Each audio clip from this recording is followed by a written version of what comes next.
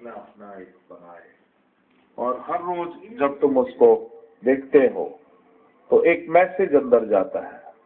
और अगर नहीं देखते तो अभी तुम सोच रहे हो मेरे को ये बनना है, बाहर जाओगे तो दो चार व्यक्ति कुछ और बोलेंगे, वो चेंज हो जाएगा, थॉट पैटर्न, वो गोल चेंज हो जाएगा, और इसीलिए कोई अचीव नहीं कर पाता। लेकिन प्रतिदिन जब तुम एक ही दिशा में उसको महसूस करते हो, उसको लिखते हो, हर रोज जब तुम क्रिएट करते हो, तो वो वाइब्रेशन से एनर्जी से वो इंसिडेंट, वो मैटर, वो जो तुम चाहते हो वो क्रिएट होना शुरू हो जाता है। ये बहुत ही वैज्ञानिक है।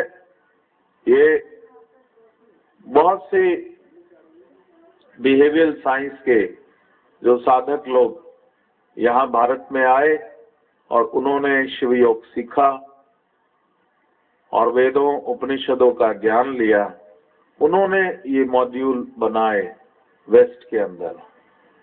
उन्होंने कहा ये हम आपको भी बाबा जी भेंट देना चाहते हैं, आपके शिव योग के साधक जो है आप ही लोगों से लिया है, इसलिए हम आपसे शेयर करना चाहते हैं।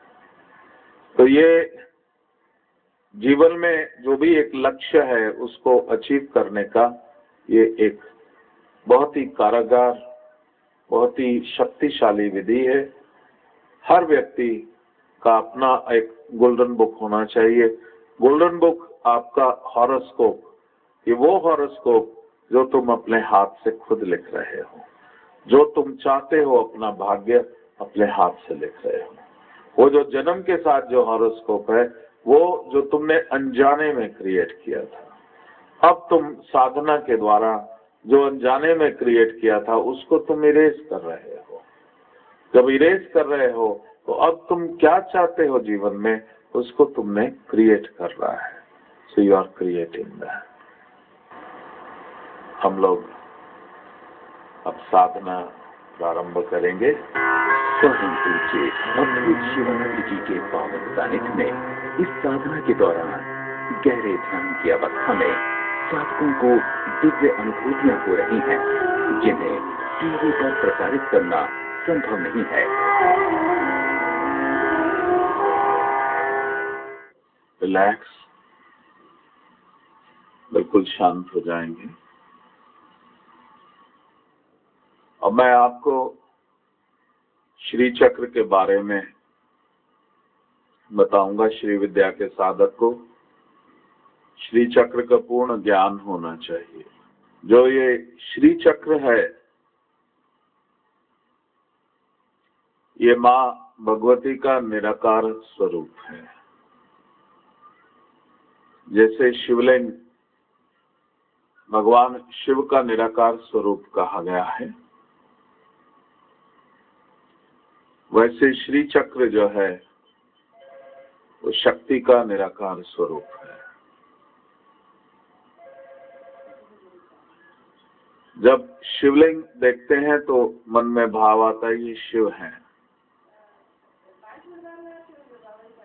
लेकिन शिव तो है लेकिन शक्ति छुपी हुई है उसमें।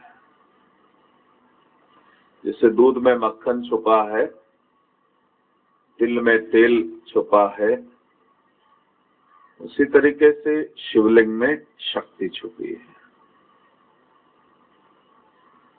और श्री चक्र में शिव छुपे हैं।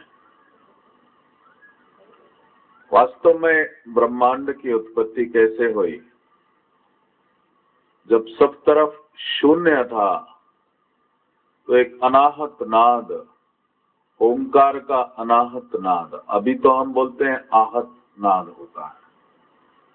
जिह्वा तालों से लगेगी तो ही ओम की ध्वनि, होंठ बंद हो गए ओम की ध्वनि होती।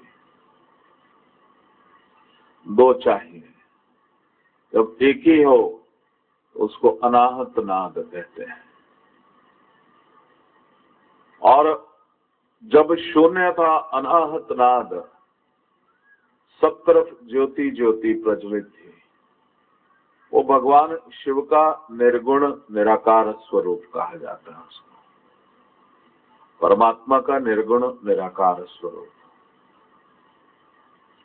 और जैसे ही चिति में स्पंदन हुई कि साकार सृष्टि की रचना करी जाए, तो उस ज्योतिर्लिंग में जो शक्ति छुपी हुई थी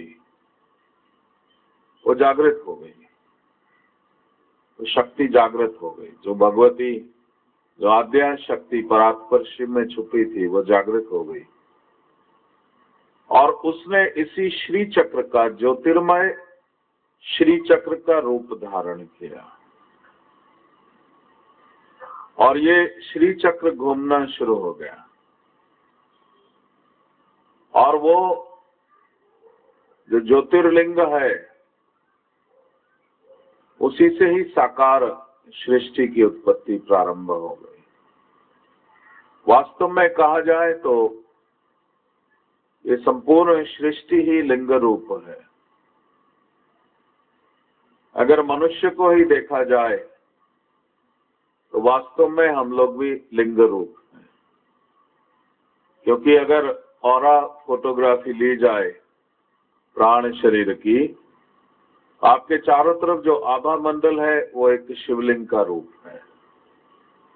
शिवलिंग का, जो मैंने कल आपको दिखाया। तो उसी ज्योतिर्लिंग से जो उत्पत्ति हुई पहला, वो आत्मलिंग की हुई।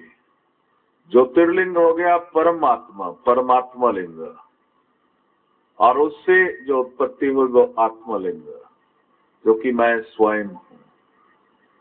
परमात्मा से जब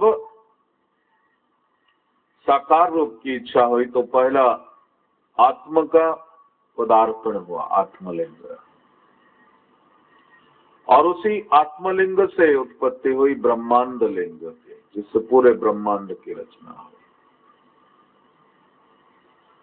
और उसी ब्रह्मांड लिंग से उत्पत्ति हुई प्राण लिंग की, सारे प्राणों की जो है। और जहां प्राणों का संचार होता है वहां 5 तत्वों की उत्पत्ति होती है।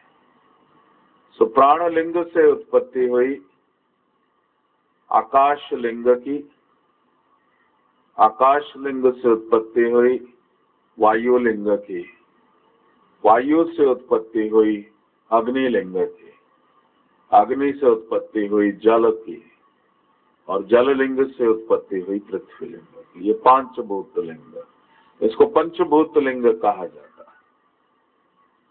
और जब ये सभी पंचभूत प्राण, जब आत्मा ने, आत्मलिंग ने सभी को समेटा, तो ये साकार शरीर की रचना हुई।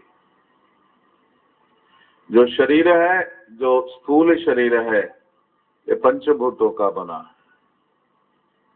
और इसी के भीतर सिमटा है प्राण लिंग, चारों तरफ प्राण। भीतर भी प्राणों का प्रवाह है, बाहर भी। कोई पूछ सकता है कि प्राण किधर है? तो जैसे स्पॉन्ज को पानी में डालो तो पानी उसके भीतर है कि बाहर, कहना मुश्किल है, सब तरफ ही है, उसके भीतर भी है बाहर भी। उसी प्रकार से प्राण भीतर भी है बाहर भी है।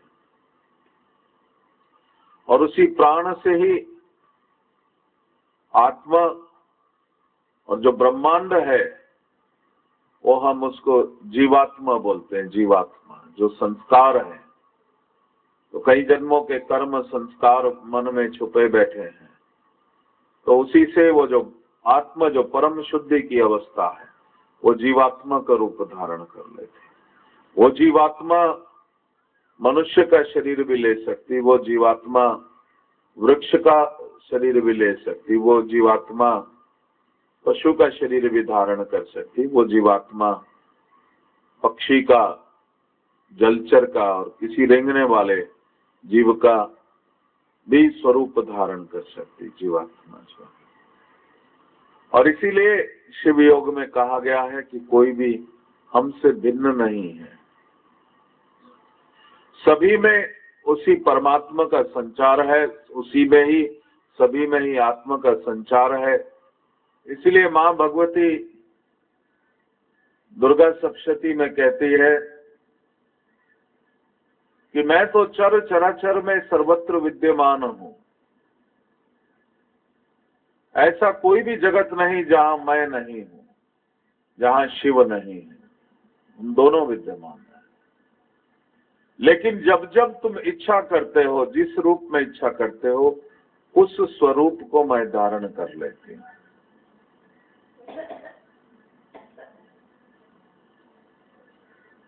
यदि तुम लक्ष्मी रूप में मेरी इच्छा करते हो, तो इस चराचर जगत में जो मैं व्याप्त हूँ, लक्ष्मी रूप में मैं तुम्हारे जीवन में आ जाती हूँ। और उसी प्रकार से अगर अज्ञानतावश तुम दरिद्रा रूप में मेरी इच्छा करते हो, तो मैं दरिद्रता का रूप धारण करके तुम्हारे जीवन में आ जाता हूं।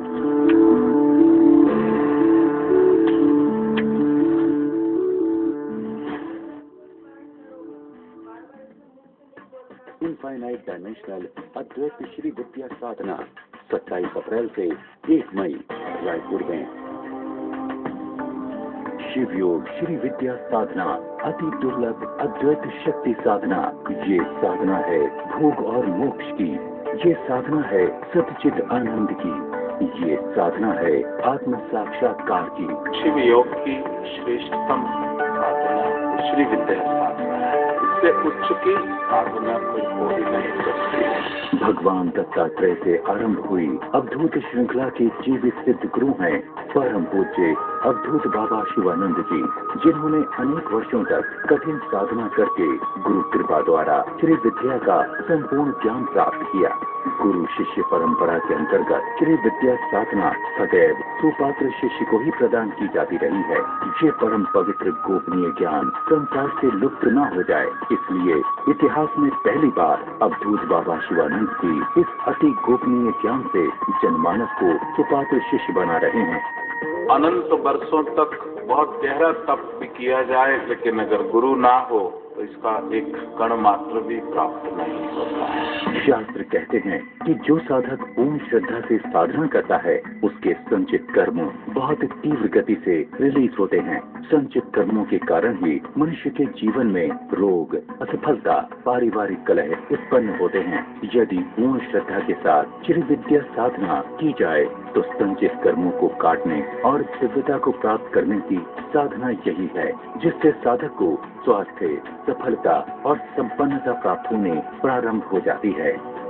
इस पूरे ब्रह्मांड में पर्याप्त है, जितना तुम चाहते हो उसको मटेरियलाइज करो। अब श्री विद्या के साधक हो, श्री विद्या का साधक, उसके जीवन में always there is abundance, prosperity. आज असंख्य श्रद्धालु बाबा जी की कृपा से शिव योग श्री विद्या साधना करते हुए जीवन की कसौटी में खड़े उतरते हुए बहुत ही तीव्र गति से सांसारिक एवं आध्यात्मिक उन्नति कर रहे हैं। जब तुम श्री विद्या की साधना करते हो तो 10 महाशक्तियाँ तुम्हारे भीतर जागृत होती हैं। नारायण के 10 महाअवतार तुम्हारे भीतर जागृत होते हैं। जो श्री विद्या साधक है वो 10 सूर्यों की उपासना करता है। भगवान शिव के 8 स्वरूप भीतर जागृत होते हैं।